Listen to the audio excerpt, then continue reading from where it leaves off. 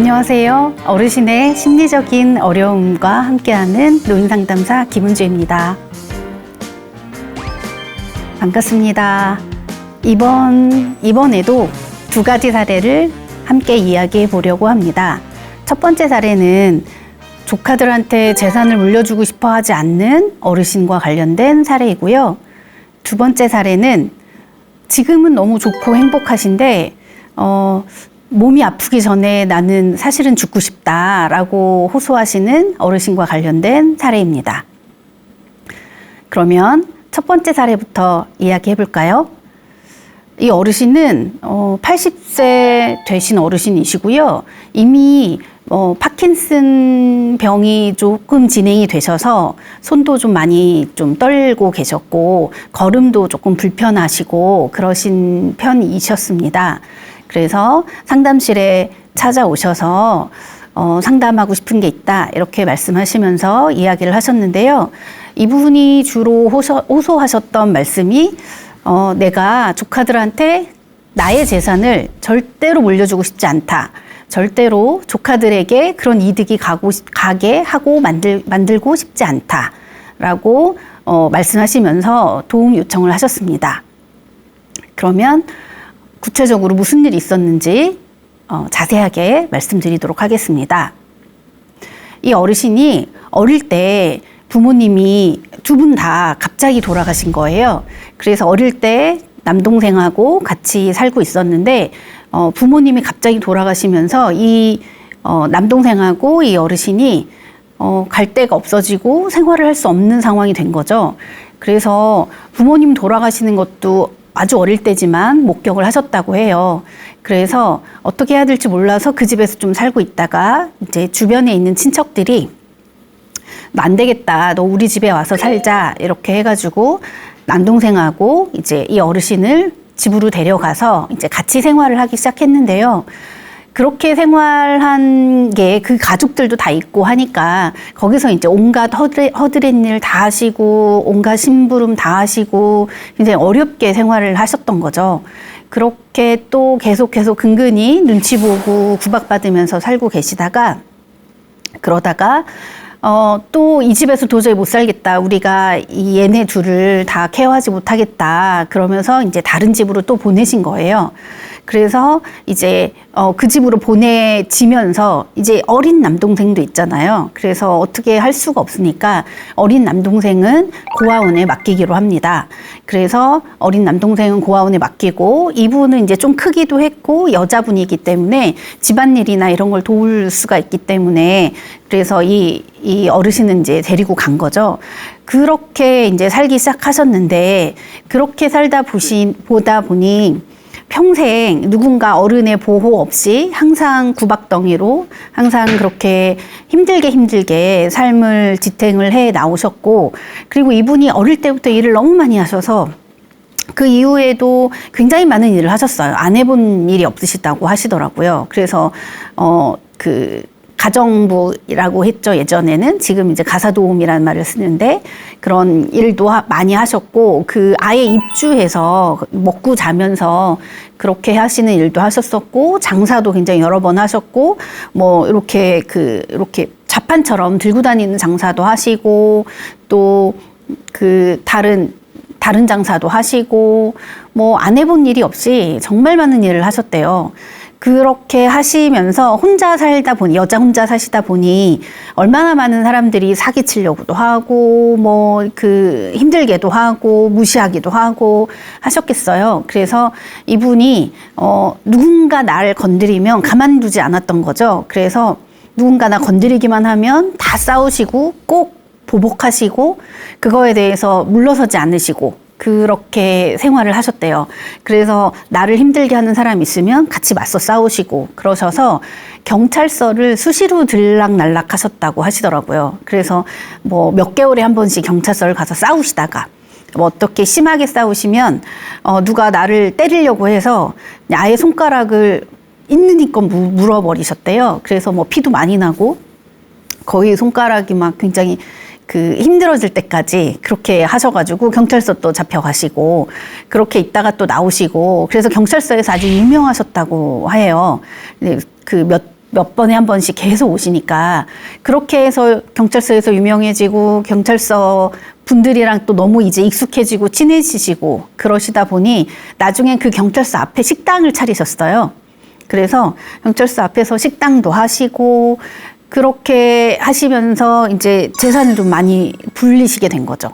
그렇게 해서 조금씩 재산을 불리시고 점점 더 그리고 또 이분이 재산을 불리시게 된 이유 중에 하나가 집이 없고 그런 부분 때문에 서름을 너무 많이 당하시고 또 뭐 월세나 전세 살면서도 집 없는 서름을 너무 많이 당하셔서 이 돈이 조금만 모이면은 그럼 계속 집을 사신 거예요. 그래서 집을 몇 채나 가지고 계시고 그렇게 이제 일을 하고 계셨어요. 그러다가 예전에 그거 있죠. 이상가족 찾기. 그래서 이상가족 찾기로 TV에서 방송이 막 나오니까 동생 생각이 나셨어요. 그래서 그 동생은 어떻게 살고 있나 찾고 싶은 마음이 드셔서 그래서 이상가족 신청하는데 동생에 대한 이야기를 하셔가지고 또 우연히 그게 또 잘 맞아 떨어져서 동생을 실제로 찾게 되십니다. 그래서 동생을 만나게 되셨고 극적으로 그래서 동생을 만나셨는데 동생도 결혼을 하셔서 아들이 2분 계셨다고 해요. 그래서 오랜만에 만나서 이야기도 나누고 뭐 그런 일들을 했었는데 그렇게 얘기를 하다 보니 사실은 동생한테 그런 마음이 있는 걸 아셨대요. 그때 그래도 누나였는데 왜 나를 고아원에 버렸냐 그런 서운해하는 원망하는 마음이 있더라 그런 얘기를 알게 되셨고 그래서 좀 미안한 마음도 있고 나는 어쩔 수 없는 선택이었지만 그래서 뭐 선물도 꼬박꼬박 해주고 아이들도 잘 챙겨주고 도움도 많이 주고 그렇게 챙기셨다고 해요. 그런데 그러다가 이제 이 어르신이 갑자기 암 진단을 받으셨어요. 그래서 혼자 계시니까 암 진단 받고 병원에 있고 수술하고 막 이러면서 너무 어려움이 많고 외로움이 많으셨는데 그런데 막상 내가 어려울 때는 동생이나 아니면 그 조카들이 한 번도 찾아오지 않았던 거죠. 그래서 이 어르신이 그것 때문에 또 너무 서운하셔서 나는 이제 다시는 그 조카들과 남동생을 보지 않겠다라고 결심을 하십니다. 그런데 이 어르신한테는 자녀분이 없고 또 다 가까운 친척이 없으니까요. 이제 파킨슨병도 걸리고 이제 점점 몸이 안 좋으시니까 이제 알게 되신 거예요. 내가 죽으면 나도 모르게 내가 남겨진 나의 내가 고생해서 이렇게 힘들게 모은 모든 재산이 다 그 조카들에게 가겠구나 라고 알게 되신 거죠. 그래서 그 일을 너무 막고 싶으셨던 거예요. 그래서 저희를 찾아오고 상담 신청을 하시게 됩니다. 그래서 이분이 말씀하시기는 그 어르신이 어떻게든 조카들한테 이 재산이 가지 않게 했으면 좋겠어요. 어떻게 하면 될까요? 라고 말씀하셨어요. 그래서 저희가 일단 안내해 드린 건 그겁니다. 어르신이 그렇게 하고 싶으면 정확하게 유언장을 작성을 해야 한다. 그래서 유언장을 작성하는 방법에 대해서 안내를 해 드렸고요. 그리고 그러면 이 재산은 어떻게 처분할 건가? 그래서 그때 어르신도 나는 뭐 기부도 하고 싶다 이런 말씀도 하셔서 그러면 그 조카들에게 가지 않는 대신에 어디로 어떻게 기부할 것인가에 대해서 같이 얘기를 하고 또 상의를 하고 그런 과정을 이제 같이 거친 다음에 그 유언장 작성하는 걸 도와드리려고 이제 안내를 해드렸습니다. 일단 여기 뭐 시청자분들도 관심 있으실 수 있어서 제가 안내를 해드리면 일단 유언장을 그냥 아무렇게나 작성한다고 해서 다 법적으로 효력이 있는 건 아니고요. 첫 번째로 자필로 유언장을 작성하는 경우가 있는데 그러면 꼭 자필이셔야 되고요. 스스로 자필로 작성을 하시고 그리고 그 작성한 연도, 월, 일 정확하게 기재를 다 하셔야 되고 그리고 정확한 주소도 대충 적으시면 안 되고 몇 번지까지 정확하게 주소도 작성하시고 이름도 정확하게 쓰시고 그리고 도장 날인 정확하게 하셔야 됩니다. 그래서 그런 부분에 대한 그 절차와 양식에 맞춰서 유언장을 작성하셔야 되고요. 그다음에 두 번째로 내가 글을 잘 모른다 또는 글쓰기가 힘들다. 이분도 이제 파킨슨 씨 병 때문에 그 손이 많이 떨리고 글쓰기가 힘드신 분이셨는데요. 그러면 이제 녹음도 가능합니다. 그래서 녹음으로 유언장을 작성하는 방식도 안내를 같이 해드렸고요. 이제 녹음으로 유언장을 작성하실 때에는 똑같은 방식으로 내가 이 녹음을 왜 하는지에 대해서 취지, 그다음에 뭐 이유에 대해서 설명하시고, 그리고 유언 내용 작성 구술로 녹음하시고, 그 다음에 똑같이 뭐 연도, 월, 일, 주소, 이름 이런 건 이제 다 같이 남기셔야 되고요. 또 그런 경우에는 반드시 증인이 있어야 됩니다. 이건 또 어떻게 될지 모르니까요. 그래서 항상 증인을 정확하게 증인이 같이 내가 이걸 증명한다라고 정확하게 증인도 얘기를 해주셔야 되고요.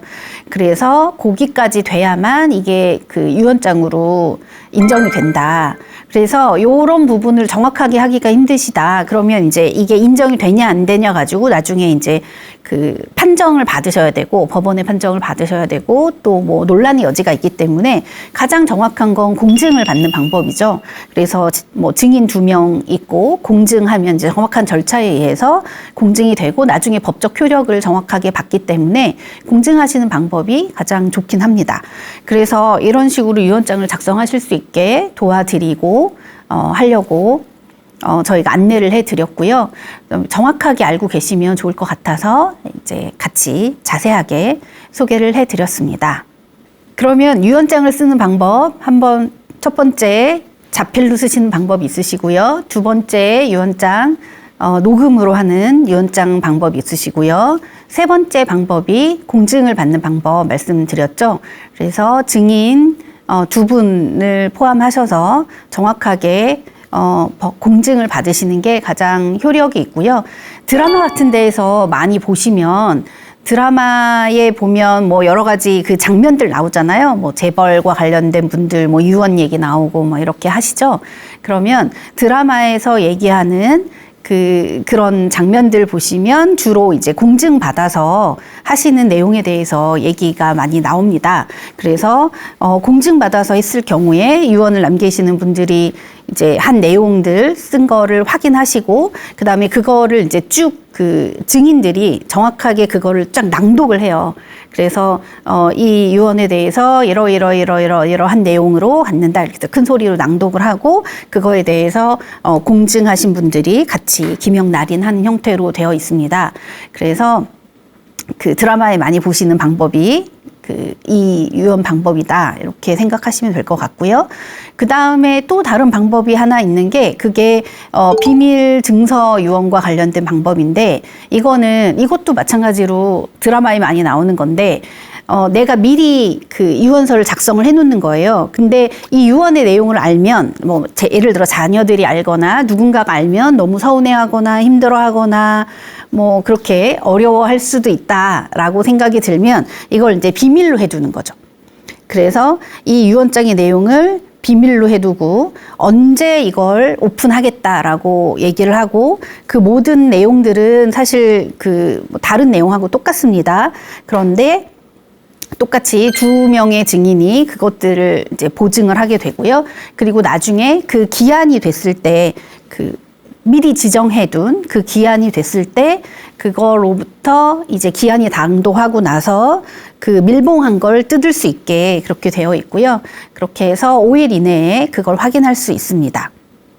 그리고 뭐 그런 경우 말고 내가 유언 작성을 안 해놨고 다른 걸 안 해놓은 상황인데, 그런데 내가 지금 이렇게 건강이 너무 쇠약해지셔서 이제 얼마 안 남았다. 그리고 나는 이 유언 내용을 정확하게 얘기를 하고 싶다. 그런 생각이 드실 때가 있으시겠죠. 그래서 차분하게 뭐 글을 쓰거나 차분하게 녹음을 하거나 이럴 수 있는 상황이 아닐 때, 그럴 때 좀 급작하게 해서 그 유언을 작성하는 방식도 있습니다. 그래서 이럴 때는 평상시는 안 되고요. 정말 이제 죽음이 얼마 안 남고, 그리고 이분이 그 유언을 작성할 편안한 상황이 아니라는 거에 대한 조건이 항상 달리게 되고요. 시간이 급하다는 걸 이제 알게 되시고, 그래서 시간이 급한 상황이니까 이걸 이제 인정해 주시는 거죠. 그래서 유언을 하시는 분이 유언 내용을 얘기합니다. 이러한 거 나는 이렇게 하고 싶다. 뭐 예를 들어 유언 내용 중에 뭐 내가 가지고 있는 집은 뭐 큰아들을 주고 뭐 내가 가지고 있는 땅은 큰딸을 주고 뭐 어쩌고 저쩌고 막 이런 내용들이 있죠.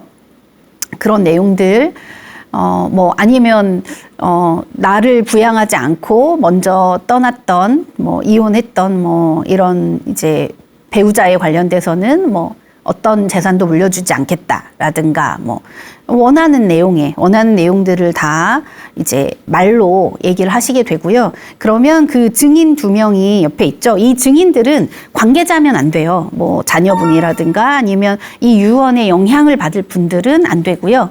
그래서 그 증인들이 객관적인 증인들이 그 얘기를 그대로 듣고 그리고 나서 그 얘기를 자필로 씁니다. 이렇게 말씀하셨다라는 걸 자필로 쓰고 그리고 그거를 같이 거기에 이제 다 같이 증인이 서명 날인을 하게 됩니다. 근데 이거를 인정을 해주는 게 구수증언 증서유언이라고 그렇게 얘기하기도 하는데요. 가장 효과적이고 가장 강력한 방법은 공증을 받는 방법을 추천을 드리고요. 그렇지 않다고 하더라도 자필증서 유언이라든가 녹음으로 하는 유언 같은 것들은 그래도 손쉽게 돈을 안 들이고 하실 수 있기 때문에 그런 부분도 추천드릴 수 있고요. 그리고 녹음으로 하는 건 요즘에 음성 녹음뿐만이 아니라 영상으로 녹화하시는 분들 많이 있으시잖아요. 그래서 휴대폰 영상이라든가 다른 영상으로 이렇게 녹화하셔서 그렇게 보존하셔도 됩니다. 그래서 이런 법적으로 효력을 갖출 수 있는 이런 유언장을 작성하셔야만 효력이 발생할 수 있고요.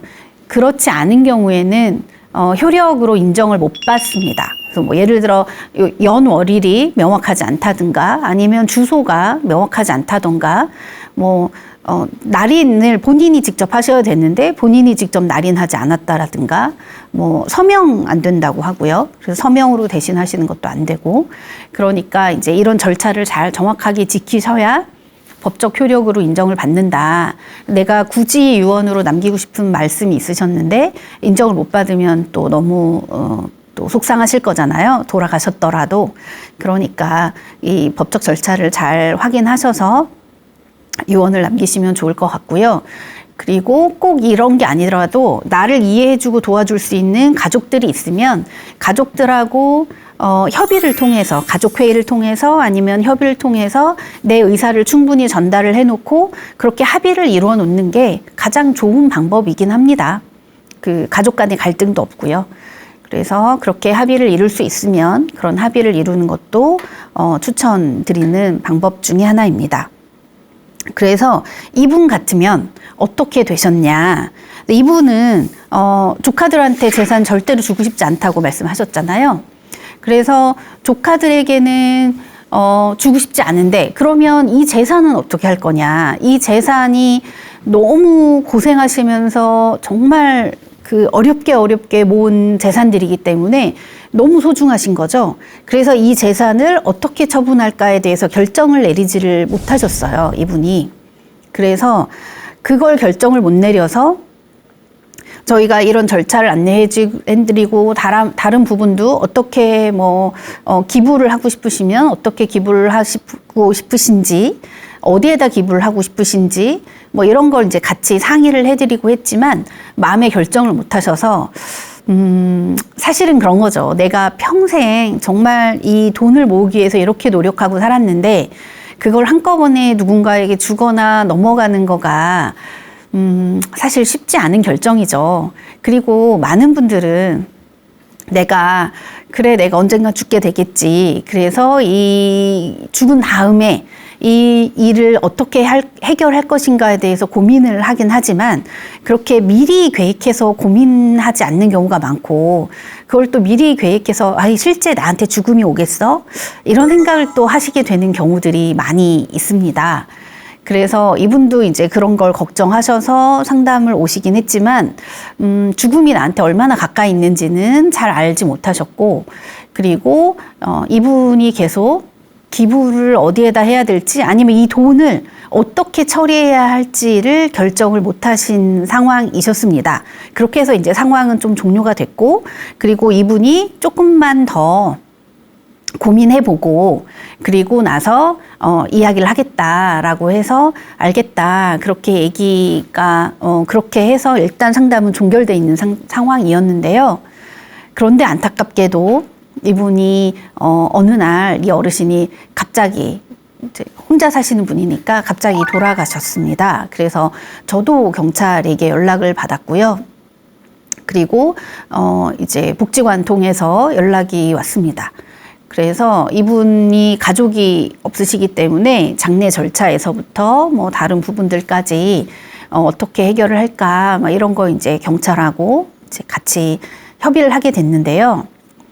근데 유언장을 아직 법적인 유언장을 작성을 해놓지 않은 상황이시잖아요. 그래서 안타깝지만 이 어르신이 너무나도 싫어하셨던 그 조카분들에게 이후에 장례 절차 더하기 이분이 너무 싫어하셨던 이런 유언과 관련된 재산이 다 이제 연계되는 그런 상황을 맞이하게 됩니다.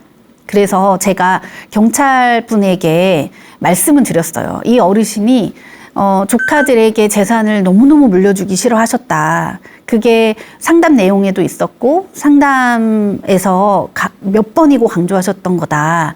그래서 그 부분을 어떻게 반영할 수 없겠냐라고 말씀은 드렸지만 사실 법적으로 어떤 효력도 가질 수 없기 때문에 이분이 너무 싫어하셨지만 안타깝게도 모든 재산은 그 조카분들에게 이렇게 상속이 되었습니다. 그래서 그걸 보면서 저도 좀 안타까운 마음이 있었는데요. 우리가 이제 유언 얘기하고 죽음 뒤에 내가 죽은 다음에 어떤 일이 벌어지게 될지, 내가 죽은 다음에 어떤 상황이 될지에 대해서 그냥 막연하게 생각하시고 실제 그런 상황이 올까에 대해서 준비하는 것들을 좀 뒤로 미루는 경향이 있긴 한데요. 그런데 정말 무슨 일이 어떻게 생길지 모르기 때문에 유언장이라든가 아니면 내가 죽음 뒤에 장례 절차라든가 아니면 어디에 묻힐 것인가 아니면 어디에서 화장을 할 것인가 아니면 그 이후에 내 남은 재산을 어떻게 처리할 것인가 뭐 어떻게 분배할 것인가 그것도 내가 충분히 의사 전달을 해서 유언을 통해서 정리를 해놓을 수 있거든요. 그래서 그 부분에 대해서 지금 현재 어르신들은 좀 더 적극적으로 그 유언이라든가 아니면 그 죽음 이후의 부분들을 좀 빨리빨리 제대로 잘 계획 세우시고 실행하셔서 유언도 실행하셔서 원하시는 대로 내 죽음 이후에 상황이 정리될 수 있도록 그렇게 해주시면 좋을 것 같습니다. 이렇게 해서 첫 번째 유언장 작성에 관련돼서 도움을 요청하셨던 어르신의 사례에 대해서 알아보았습니다. 이 어르신은 75세 정도 되시는 어르신이셨고요. 이 어르신이 찾아오셨을 때 복지관 통해서 상담이 의뢰된 어르신인데 너무 건강하시고 아주 밝고 그리고 유쾌하고 에너지가 넘치는 분이셨습니다. 근데 이런 분이 어떻게 상담 신청을 하시고 아니면 상담에 의뢰가 됐을까 저도 좀 의아했었고요. 그런데 이분이 상담에 의뢰된 이유는 이분이 복지관에서는 너무 즐겁게 잘 지내고 계시고 다양한 프로그램을 들으시고 복지관의 거의 핵 인싸의 느낌이에요. 가장 중심에 인기 많으신 그런 분이셨는데 그런데 이분이 이제 그 뭐 우울증 검사나 뭐 이런 검사를 하다가 보니까 갑자기 자살 생각과 관련된 부분의 검사에서 자살 생각이 있다라고 체크를 하신 거예요. 그래서 복지관에 있는 사회복지사를 통해서 상담 의뢰가 되었던 사례입니다. 그러면 이분이 지금 너무 행복하게 잘 지내시고 지금 난 너무 좋아 라고 얘기하시고 그리고 지금 완전 인생을 누리고 계시는데 그런데 이분이 왜 자살에 대해서 고민하고 계실까에 대해서 궁금해하면서 이 사례의 자세한 이야기 말씀드리도록 하겠습니다. 이 어르신은 어린 시절에 굉장히 부유한 집에서 자라셨어요. 그래서 제가 뭐 어렵게 자란 어르신 말씀도 많이 드리지만 그 당시가 굉장히 어렵기도 했지만 그래도 시골에서 땅 농사도 많이 지으시고 부유하게 자라신 어르신들이 꽤 많이 있습니다. 그래서 이 어르신은 저쪽 경상도 쪽에서 굉장히 땅도 많이 가지고 계시고 소작도 많이 하고 계시는 그런 부유한 집안의 막내따님이셨어요. 그래서 막내따님이시니까 얼마나 귀여우셨겠어요. 그래서 이 마을에 있는 모든 사람들이 다 막내따님을 되게 귀여워하셨고 그리고 이 큰 약간 지주 같은 이 지역의 유지 같은 이 집안에 있는 모든 어른들도 이 막내따님을 너무 귀여워하셨습니다. 특히 그 할머님이 계셨는데 이 할머님이 약간 대장부 같은 스타일이셨대요. 그래서 할머니가 이제 예전엔 곡간 열쇠 딱 가지고 모든 걸 이렇게 명령하고 지시하고 모든 걸 이제 다 아우르는 그런 이제 할머니이셨는데 이 할머니가 이제 그런 역할을 하셨는데 이 어르신을 너무 예뻐하신 거예요. 막내고 예쁘고 귀엽고 하니까 이 막내 손주죠. 막내 손주를 너무 예뻐하셔서 이 할머니가 막내 손주만 따로 불러가지고 먹을 것도 챙겨주시고 용돈도 따로 주시고 사탕도 챙겨 넣었다가 사탕도 주시고 그렇게 하신 거죠. 그래서 이 어르신은 어린 시절의 삶이 너무너무 행복했던 시절로 기억을 하고 있습니다. 그래서 자기는 그냥 뭔가 혹시 잘못하더라도 누구한테 혼나지도 않고 이제 할머니 뒤에 이렇게 싹 숨으면은 아무도 이제 할머니한테 뭐라고 말을 못 하신 거죠. 그래서 할머니가 다 우리 누구 하면서 항상 예뻐하시고 항상 이제 편들어 주시고 그렇게 어린 시절을 보내시게 됐답니다.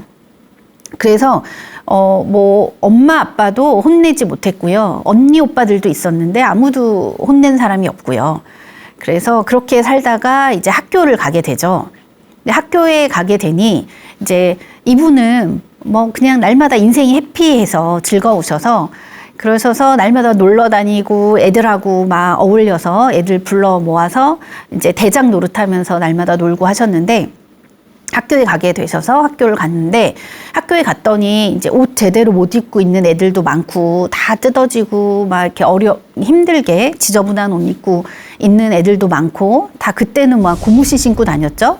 그리고 고무신도 제대로 없어서 못 신는 애들도 있었는데 이 어르신만 예쁘게 치마 입고 구두 신고 가방 메고 그렇게 학교를 다니셨다고 해요. 그래서 친구들이 너무 부러워하고 이제 친구들이 다 이렇게 옆에 모여 있고 그런 분이셨는데 그렇게 다 친구들이 어울리고 나도 모르게 이제 친구를 좋아하다 보니 친구들 데리고 놀러 다니고 이런 게 너무 재밌으셨던 거죠. 그래서 그렇게 이제 맨날 놀으셨대요. 그래서 할머니가 공부 좀 해라, 너 반장하면 좋겠다 이런 말씀 많이 하셨는데 이 어르신은 노는 게 너무 좋아서 그냥 놀기만 하셨다고 해요. 그러다가 공부를 이제 너무 못하니까 이제 할머니가 뭐라고 하신 거예요. 공부 좀 하라고. 그러니까 이 어르신이 머리를 써서 꾀를 좀 내서 공부 잘하는 친구를 이렇게 뭘 주고 먹을 걸 이렇게 주고 섭외해가지고 공부 잘하는 친구의 시험지를 이렇게 받기로 해요. 그래서 시험지를 이제 몰래 알려달라고 해서 받아가지고 이제 그렇게 해서 시험지를 대신 써내고 이제 컨닝 같은 걸 하신 거죠. 그렇게 하셨는데 너무 똑같이 있으셔가지고 걸리셨대요. 그래서 학교에서 이제 난리가 났는데 그래서 학교로 이제 할머님이 출동을 하신 거죠. 할머님이 학교로 출동을 하셔서 그 상황을 싹 정리하시고 그리고 이제부터는 공부 열심히 해라 이렇게 얘기하셨대요. 그렇게 하지 말고. 그래서 그때도 그렇게 혼나지 않으셨다고 하시더라고요. 그러니까 할머니의 어마어마한 무조건적인 지지와 사랑을 받으셨던 분이십니다.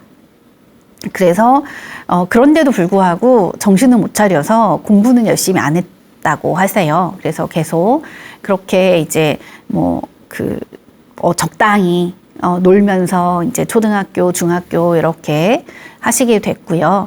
그렇게 해서 이제 생활을 하시다가 결혼할 때쯤 되셨는데, 결혼할 때쯤 되고 나니 이제 결혼도 시켜야 되는데, 할머니는 이제 이 막내 손녀가 너무 예쁘셨던 거죠. 그리고 이분도 이 좋은 곳을 놔두고 결혼하고 싶진 않으셨대요. 그래서 차일피일 미루고 결혼 안 하려고 미루고 도망 다니고 그렇게 하시다가 갑자기 할머님이 쓰러지십니다. 그래서 중풍으로 쓰러지게 되셔서 이렇게 누워있는 상황이 되신 거예요. 그러니까 이분은 자기가 너무너무 사랑하고 너무너무 좋아하는 할머님이 누워 계시니까, 그래서 그게 너무 안타깝고, 그래서 결혼을 계속 안 하시고 할머니 간병을 하세요. 그래서 매일매일 할머니를 씻겨드리고, 할머니가 되게 깔끔한 분이셨대요. 그래서 이 어르신이 할머니 이렇게 싹 잘 씻겨드리고, 머리도 예쁘게 단정하게 빗어드리고, 그리고 할머니가 이제 쪽지고 계셨는데 머리 단정하게 빗어서 이렇게 딱 예쁘게 이렇게 해가지고 이렇게 보여드리면 할머니가 또 그렇게 좋아하셨대요. 그래서 할머니 간병하시면서 그렇게 지내게 되시던 시간이 오래오래 흘러서 10년을 할머니를 간병을 하시게 됩니다. 그래서 그렇게 할머니 간병하시면서 하셔야 될 타이밍을 다 놓치셨고, 그렇게 간병하시면서 지내셨는데 그게 전혀 힘들지 않으셨대요. 할머니를 기쁘게 해드리고 매일 씻겨드리고, 할머니 아침에 깨끗하게 씻겨서 예쁘게 머리 빗겨가지고 하시면 너무 좋아하시는 그 얼굴을 볼 때마다 자기는 그게 너무 행복하셨다고 그렇게 얘기하시고 계세요. 전혀 힘들지 않았다. 근데 할머니가 한 10년쯤 되셔서 정말 많이 건강이 안 좋아지실 때쯤 이 안타깝게 아버님도 돌아가시고 어머님도 편찮으셔서 누워 있게 되신 거예요. 그렇게 할머님, 아버님, 어머님까지 그 세 분의 간병을 이 어르신이 계속 하십니다. 물론 언니 오빠들도 있지만 언니 오빠들은 이제 공부 잘하고 뭐 시집 가고 뭐 이래가지고 다 이제 그 외지에 서울 수도권에 나가 살고 있었고, 그래서 이 어르신만 시골에서 계속 머무르면서 이 어르신들 간병을 해요. 그렇게 15년 흐르고 20년이 흘렀습니다. 그렇게 간병을 하면서 생활을 했고요. 어르신들이 이제 다 돌아가시고 나서 혼자 살 수가 없잖아요. 그래서 그렇게 돌아가시고 나서 언니네 집으로 들어가게 돼요. 언니네 집에 들어가시게 된 게, 언니가 좀 여유가 있어서 형부도 잘 살고 계시고 언니도 여유가 있고, 그리고 둘 다 일을 하고 있고 전문직으로 일을 하고 계셨고, 그리고 조카들도 키우고 있는데 조카들이 이제 돌봐줄 사람이 별로 없으니까 이분이 이제 들어가셔서 살림도 좀 맡아서 해주고, 이모니까 살림도 해주고 조카들도 챙겨주고 그런 일들을 이제 하신 거죠. 그래서 또 그렇게 해서 또 몇 년 이쪽으로 올라오셔서 생활을 하셨다가 이제 아이들도 다 커서 대학을 다 들어가고 집을 떠나게 되니까 내가 더 이상 이제 살림을 더 이렇게 적극적으로 돌봐줄 필요가 없어진 거예요. 그래서 그 집을 나오십니다. 그 집을 나오고 나니까 결혼도 안 하시고 이미 연세가 60세가 넘으셨고, 그리고 재산도 없으시고 그러시다 보니 이분도 이제 수급자가 되신 거예요. 그래서 수급자가 되시는데 처음에는 그게 너무 좀 창피하고 힘들고 하셨는데 그래도 국가가 이렇게 도와주니 너무 고맙다 이렇게 생각하시면서 긍정적으로 마음을 먹기로 하셨대요.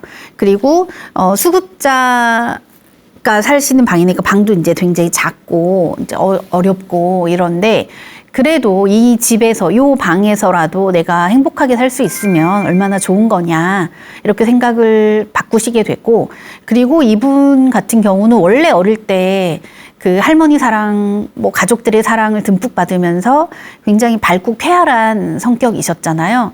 그러니까 혼자 수급자로 살게 되셨음에도 불구하고 굉장히 밝고 쾌활하고 사람 좋아하고 사람들하고 어울리는 거 좋아하고 그런 성격을 계속 유지하고 계셨던 거죠. 그래서 복지관에서도 굉장히 인기가 많으신 분이셨어요. 그래서 이분이 본인이 어려움에도 불구하고 뭐라도 생기면 그걸 이제 나눠서 사회복지사한테도 나눠주시고 상담하는 저한테도 나눠주시고 또 누구 이제 옆에 있는 다른 어르신도 챙기시고 뭐 또 그 뭐 할 시간이 되면은 뭘 받으면은 복지관 같은 데서 프로그램 하면은 뭐 다과도 주고 그러잖아요. 그러면 또 그런 거 막 챙겼다가 또 옆에 다른 어르신들도 챙겨주고 그래서 주변에 이렇게 주변 사람들도 잘 챙기면서 잘 지내고 계셨고 그래서 많은 분들이 이 어르신을 좋아하고 계속 찾고 그러셨고요. 이 복지관에서도 이 어르신을 굉장히 신뢰하고 무슨 일 있을 때마다 이렇게 이거 해보시면 어떠냐 추천도 해드리고 그래서 복지관에서도 대표적인 역할들을 굉장히 많이 하고 계시는 그런 어르신이었어요. 그래서 지금 현재 상황과 관련돼서는 부족함이 하나도 없으시고 뭐 사는 집이 조금 불편해서 작고 불편해서 그렇지 그걸 제외하고는 나는 지금 너무 행복하다. 그리고 정부에서 수급비도 주고 나 혼자 먹고 살 건 충분하다. 그렇게 말씀하시고 이분이 뭐 과소비를 하는 분도 아니기 때문에 그걸 또 아껴서 또 주변 사람들 막 나눠주고 밥도 사주시기도 하고 이분은 그러신 분이셨거든요. 그래서 그렇게 이제 즐거운 시간을 보내고 계시는 상황이었습니다. 그러니까 이분이 지금 현재 상황으로 보자면 다른 어떤 분보다도 행복하세요. 행복 점수가 굉장히 극단적으로 많이 올라가 있고 너무 지금 상황으로는 정서적으로 행복하신 분인데 근데 왜 자살 생각이 있으실까요? 그래서 이분하고 이제 이야기를 나누고 상담을 나누면서 알게 된 이야기가 이겁니다. 지금은 너무 행복하고 좋아요. 맞아요. 지금대로만 살 수 있으면 좋겠어요. 그런데 언젠간 나도 지금은 건강하지만 나도 언젠간 아플 거고 그리고 언젠가 내가 몸을 모두 움직이게 되는 때가 올 건데 만약에 그런 상황이 오면 그러면 내가 누군가의 도움을 받고 간병을 받고 이렇게 해야 할 텐데 나는 가족도 없고 누가 그런 역할을 하겠어요. 자녀도 없는데 그래서 내가 몸을 스스로 움직이지 못할 때가 되면 또는 누군가의 간병을 받을 수밖에 없는 상황이 되면 그러면 나는 살고 싶지가 않아요. 이렇게 말씀하시는 거죠. 지금은 너무 좋지만 언젠가 미래에 그런 일이 생기면 그땐 살고 싶지가 않아요. 그래서 그때 내가 살고 싶지 않기 때문에 그때를 생각하면서 어떻게 죽을지 자살과 관련된 방법도 생각해 두시고 뭐 여러 가지 계획을 세워 두신 거였어요. 그래서 이제 그런 얘기들을 이제 상담사랑 하게 된 거죠. 그거를 깊이 있게 상담사랑 나누지 않으면 어르신들은 내가 혹시 그런 자살 계획이 있거나 자살 생각이 있어도 먼저 이야기하지 않습니다. 그래서 어르신들의 노인 자살을 소리 없는 죽음이라고 표현을 합니다. 예를 들어 청소년 같은 경우는 나 힘들어요. 나 죽고 싶어요. 나 자살 생각 있어요. 이런 얘기를 막 해요. 방송에다 할 때도 있고 친구한테 전화해서 할 때도 있고 카톡에다 할 때도 있고 뭐 어쨌든 티를 많이 내고 막 그런 식으로 표현을 합니다. 도와달라는 거죠. 내가 죽을 거예요. 이 얘기는 내가 죽고 싶은 만큼 힘들기 때문에 나 좀 도와주세요 라고 얘기하는 거거든요. 그래서 그걸 이제 도움 요청이라고 얘기를 하기도 해요. 그래서 도움을 요청하고 있는 건데 어르신들은 도움 요청 행동을 잘 하지 않는다. 그래서 내가 예를 들어 죽고 싶은 생각이 있고 죽을 계획을 세워놨다 하더라도 그 얘기를 잘 노출하지 않으려고 하고 누가 잘 물어보더라도 잘 대답을 안 하려고 한다. 이게 이제 노인 자살률이 더 높은 이유 중에 하나입니다. 그래서 이 어르신한테 자세히 물어보게 되었습니다. 보통 이렇게 자살 생각이 있는 어르신을 만나게 되면 그러면 저희 상담하는 사람들은 확인을 해야 될 게 있습니다.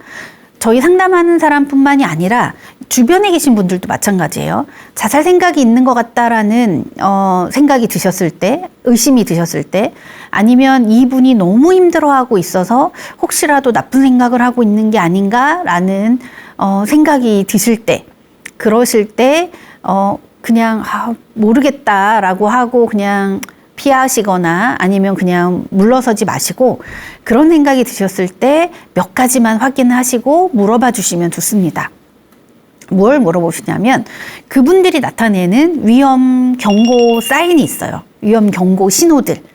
어떤 신호가 있냐면 첫 번째는 어떨 때 위험하냐면 이분들이 자기도 모르게 나는 언제 죽을 건데, 곧 죽을 건데 뭐 이런 식으로 뒤끝을 흐리면서 그렇게 죽음에 대한 이야기를 자주 하실 때, 그리고 죽음과 관련된 생각이 있다라는 거를 자살 사고를 명확하게 얘기하실 때, 죽는 게 낫지, 그럴 땐 죽는 게 나, 아니면 그럴 때는 나는 죽을 거야 라고 그냥 명확하게 얘기하실 때, 그리고 그거에 대해서 어떤 의도가 명확하고 실제 어떤 계획을 세우고 있고 실제 어떤 시도를 하신 걸 알게 되셨을 때, 이런 부분의 사인들이, 신호들이 나타나면 조금 걱정을 하시면서 좀 해주시면서 좀 구체적으로 물어봐 주셔도 좋고, 정말 물어보기가 좀 내가 겁나고 어렵다라고 하시면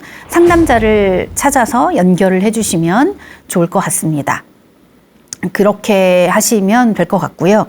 이 어르신 같은 경우는 자살과 관련해서 좀 심각하게 진행된 자살 계획이 명확히 있으셨고, 지금은 아니지만 언젠가라는 그런 시점이 있으셨고, 그리고 그거에 대해서 구체적인 준비도 하시고 약도 구입해 놓고 사놓으신 분이셨기 때문에 자살 위기 상담과 관련된 개입이 상담이 진행이 되었고요. 그래서 자살하지 않겠다, 나는 더 이상 자살과 관련된 생각은 접었다라는 합의를 이끌어내고 상담자랑 같이 동의하셨고요. 그리고 그거에 대해서 합의서 작성하시고, 그래서 자살 도구와 관련돼서 반납서도 제출하셨습니다. 그래서 약도 이제 반납하셨고요. 그러면 그 대신에 이분의 걱정은 끝나지 않았잖아요. 이분이 가지고 있는 걱정이 무엇이었냐면 내가 아프면 어떻게 하냐 이거잖아요. 나는 혼자인데, 나를 돌봐줄 사람도 없는데 내가 아프면 어떻게 되는 거냐.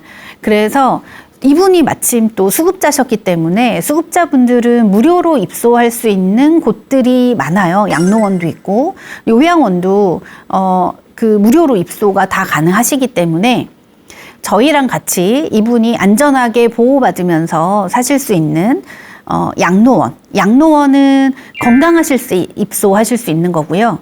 그리고 요양원은 이제 장애 진단이 아니죠. 요양 등급 진단을 받으시고 요양 등급을 받으신 후에 입소하실 수 있게 되는 거죠. 근데 이분은 혼자셔서 내가 조금 불편해지시는데 가족이 없으니까 등급이 나오기 전까지도 굉장히 힘드실 수 있거든요.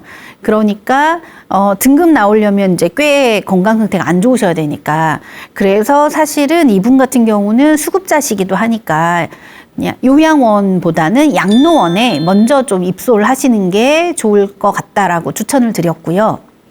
그래서 양로원은 건강하신 분부터 쭉 계속 같이 다 함께 생활하시면서 관리를 받으실 수 있으니까, 그래서 양로원으로 입소하는 거에 대해서 진지하게 고민을 하셨고, 그리고 가까이 있는 좋은 양로원들을 몇 군데를 이제 같이 저희가 같이 가드렸어요. 그래서 같이 구경도 하시고 거기가 어떠신지, 생활이 어떠신지도 보시고, 그렇게 해서 몇 개의 양로원들을 가보신 다음에 지금 당장은 아니지만 내가 혼자 있기에 좀 위험하다라든가 내가 혼자 있기는 조금 불편하다라는 생각이 드는 시점에 양로원에 입소하시기로 그렇게 그 양로 원칙하고도 같이 얘기를 맞춰 놓은 상황입니다.